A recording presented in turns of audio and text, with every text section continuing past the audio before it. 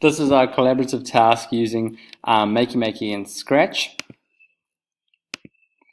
We use constructionism, and that was involved by learning by making.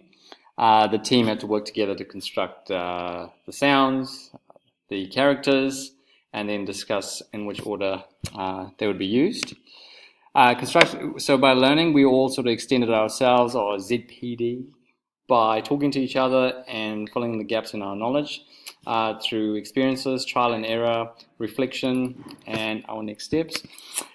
We had to merge both theories, and that was through cooperation and collaboration.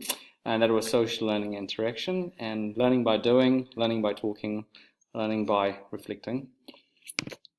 This is a video which you will watch. Please take time to view that.